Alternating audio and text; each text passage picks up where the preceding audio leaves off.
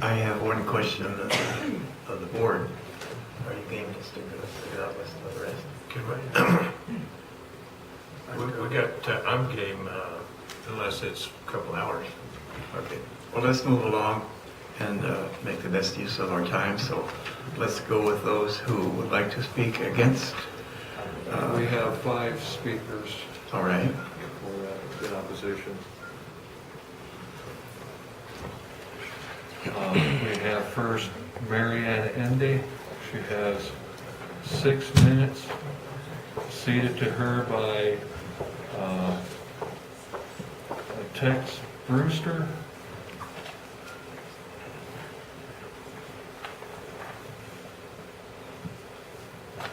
Edwina Hewitt. And then, of course, her own time.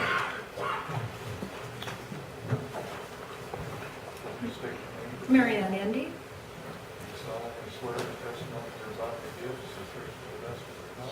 I do, yes. Good morning. I think it's afternoon now. I'm Marianne Endy, and I live relatively close to Founders Ranch. And so we have another side to this.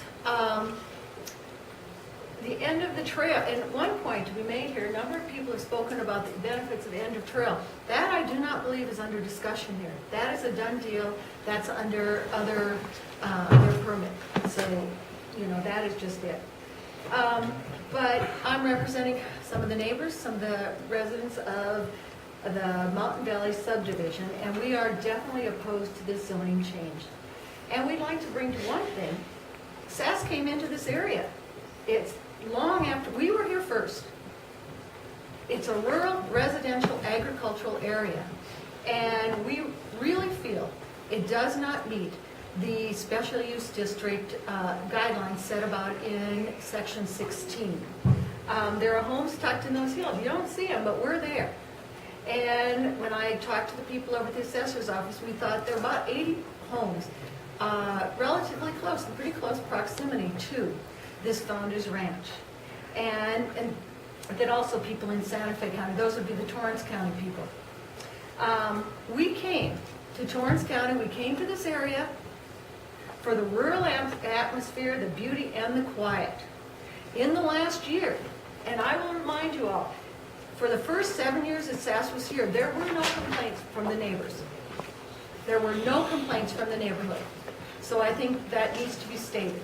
This has been because of the change, the ramped up change that SASS has done in the last year. So I'm going to go back to section 16. And in the Torrance County zoning regulations, it states that the board may not grant a zone change for the special use district unless satisfactory provisions have been made to assure that the compatibility of property uses shall be maintained. This is a large commercial operation coming in. You know, this one is not compatible. It's going to have noise, traffic, light pollution. This is the opposite of single family rural life. Number 2 states it must preserve the integrity and the character of the area. The overwhelming number and variety of events. I mean, this is no small change to our neighborhood. I mean, this is a massive change to the entire integrity of the character, whatever you want to call it. This is going to change our life immensely. And that is one of the guidelines set out on section 16. The increase in the size, the scope, the shooting events, as you've heard here, and the noise. I'm going to address that noise to make sure it gets in my 6 minutes. I don't know where they got the data for their noise, but I live maybe half a mile, and I talked to my neighbors. And I mean, last weekend, I went to walk, I heard shooting. I went doing chores, doing things out in my yard, working around my property, which I love. Shooting, shooting, shooting. I went into my home. I closed the door. The windows are closed. Now, I don't know about my 50 decibels here because my refrigerator was on, and I am listening to that shooting, and I am telling you, by the time I got done, I was in tears. I am like, what have they done to my home that I can't go in my house and close my door without turning on radio or television to get away from the noise of shooting? And it's not like the neighbors go out and shoot for a little bit. We're used to that. This is all the time, and they want it to be 7 days a week. They want to have more and more and more. And there are no provisions for noise, for mitigating the noise for the neighborhood. They're not making, and they have never come to the neighborhood to ask, how can we help you out? How can we help you? Because this is impacting you people. And how can we do, how can we make it better for you? Then we go on that they want concerts. I mean, we are talking paintball, car shows, swap meets, fairs, and concerts. Now, they don't mention in there, and we're going to have alcohol. They already have beer and such at their activities. Now, they don't mention that, but we know that SASS will do what pretty much SASS wants to. And if you're going to have concerts and these kind of activities, you're going to have alcohol there. And so are we going to have night activities? Doesn't say anything about that on there, which would mean light pollution to us. Concerts, we went through when they had Warrior Dash. I am telling you, the noise from that concert at Warrior Dash, I don't call it a concert, I'm not sure what it was, you could not escape it. I mean, inside our homes, it was as if you had that radio on loud. And they proposed concerts. And they proposed those mud things. I mean, think about the people coming in and the thousands of people coming in. We're not talking about small groups here. If we have some limits, they are proposing an area with no limits. I mean, nothing. We are wide open, do whatever they want to do, however they want it. Traffic. I mean, the basic principles here are, there is a small road, 217 comes in. I mean, that's not a major road, number one. I'm sure you've all driven on it. You come into Wantamas, it is not even a 2-lane road.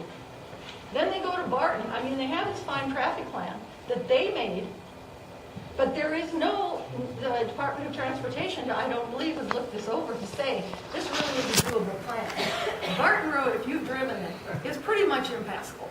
Once you leave their gate, where we got pavement to their gate, that's it. All right, thank you very much.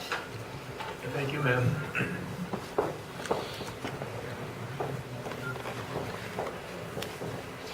The next speaker is Jim Donis.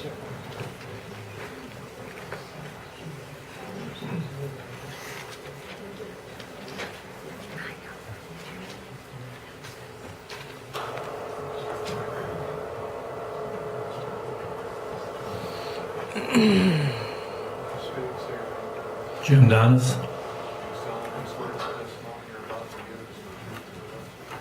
I do.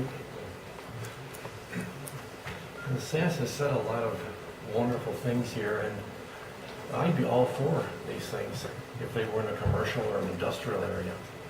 But these things that they're doing, that they're talking about putting in here, they're talking about putting into a middle of a rural residential neighborhood. As Marianne just said, there's approximately 80 homes. These are families living in Torrance County within about a mile radius of SASS. These are people who are paying taxes here in Torrance County, and I imagine our tax bills combined are way tens of thousands of dollars more than what SASS pays with their recreation or their educational tax rate. The surroundings, most of us moved out there way before SASS came. Most of us moved out there for the peace and quiet. I used to enjoy sitting on my back porch. I could listen to the birds. I could see some wildlife. I occasionally see some deer. I don't see that anymore. I don't see any wildlife anymore. They've driven farther away. Gerald has seen some down by his house, but he's down into the valley. I live across the road from SASS. I'm 100 feet from their boundary. Gerald had some statistics there on the noise. I'm not an expert on decibels, but I am I can hear. I can hear the sounds of their shooting day after day after day. I wake up on Saturday and Sunday mornings to shooting, and I hear it all day long. Inside the house, outside the house, even when the weather's gotten colder now, I can hear the shooting in my house with the doors and windows closed. And it is not pleasant. It is not something that's enjoyable. It has destroyed the quality of our life. Thank you. And thank you, sir.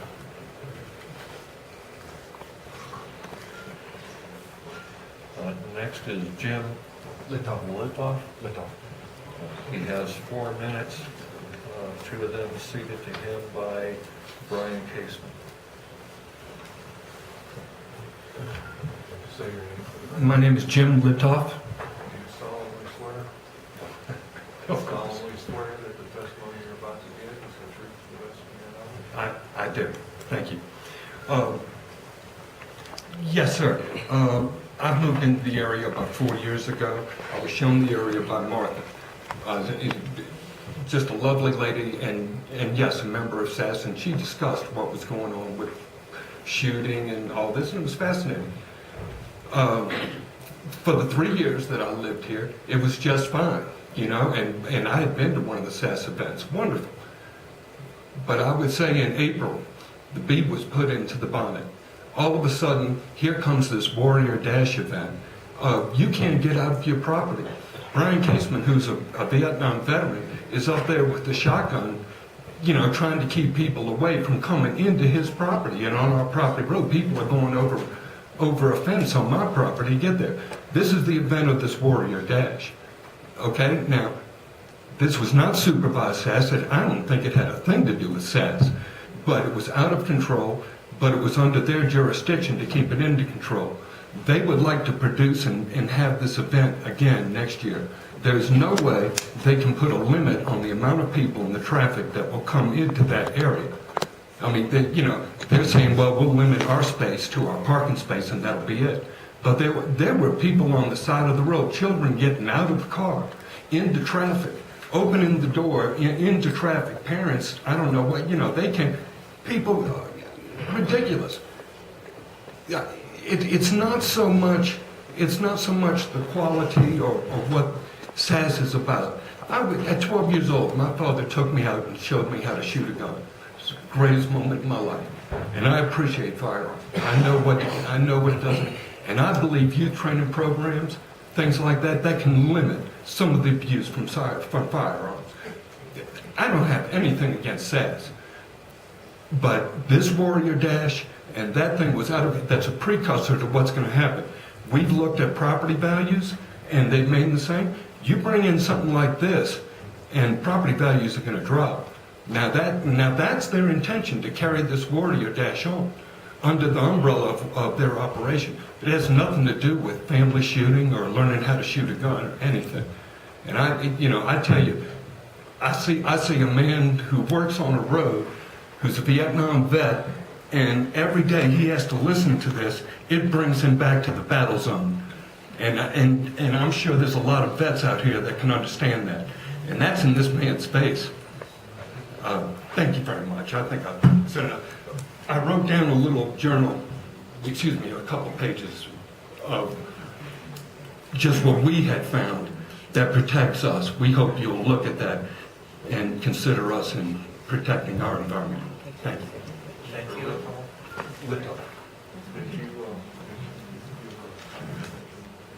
Yes, yeah, I believe. I gave you the copies. Did you get that? Oh, okay. Thank you.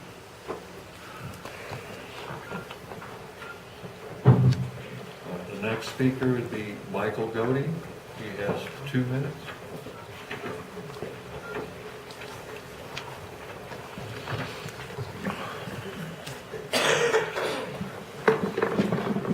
Michael Goody. Raise your right hand. You solemnly swear the testimony you're about to give is the truth and the best of your knowledge? Yes. Thank you. First of all, SASS has had a problem in the past, and the problem was with existing neighbors that already were in the area where SASS, at least according to what I saw on the internet, had to move off. The second thing I will add that basically, and when they moved here, they made certain promises about the size of the events they would have. They did not hold to those promises. The Warrior Dash went way over those promises. So far over that it was not a mistake. It was a direct intention. Whether it was known or not known, the promises of the people that ran SASS back when they made those promises, they were not kept. I would think twice about increasing, adding to any permit you give to SASS, because there is no guarantee that they are going to hold to any honor that they give to it, because they have not done it in the past. This involved traffic safety, which they said, that was printed in the Journal and in the Telegraph. They said that they would provide adequate traffic safety and control. In the Warrior Dash, they did not do it. The amount of people they had in the Warrior Dash were, I don't know this figure now, so I would guess about 300% or so above the amount that they would say they would have in an event. So you can look at their 100 pages of folder and you can read it, and it may be nice reading, but it doesn't necessarily going to hold to it. So whatever you approve, the next question is, how are you going to enforce it? Are you going to shut down SASS when they grossly violate their problems? Are you going to fine them? How are you going to enforce it? Are you going to have it in writing? These problems with traffic safety, are these going to be in writing to guarantee that they are provided it? And you can say, look, you did not do it, so we're going to pull your permit. These are serious considerations because you are planning and zoning and you have to hold to it. Thank you.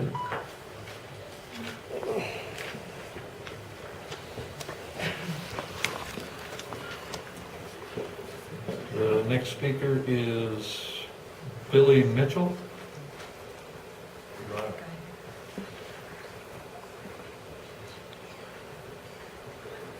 Carnation Morgan. Do you want to take it? Sure. Okay. She has 2 minutes. Carnation Mormon.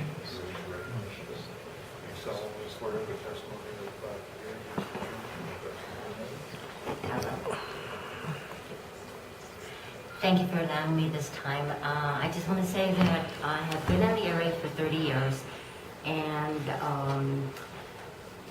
it was peaceful, beautiful place to live, and SASS is there. I like the people. I have nothing against guns. I have a large family of hunters and gun collectors, and so I'm not opposed to guns.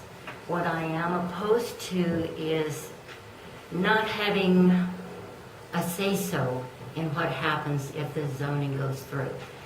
There's a lot of activities going on that really, really scare me. You've done a really good job of presenting all the stuff that's going on, but I'm still not clear in the emergency exits. There are 2 ways for you people to get out. There's one way for me to get out if a fire breaks out or something else. There is no way to get out of there. The road going to 217 is a narrow road. It's not as wide as 217. Juan Tomas is a narrow road, and there's not even a divider lane to separate the coming and going of traffic. I myself have had to go off the road to allow the motorhomes, the wide motorhomes, to go through. And then to go the other way, well, like they say, there's paving up to their gate, but the rest of the road is dirt road, gravel road, large boulders, and then you come onto paved road again. But you have to have a car to get you over. Oh, thank you for your time, appreciate it. Thank you, ma'am.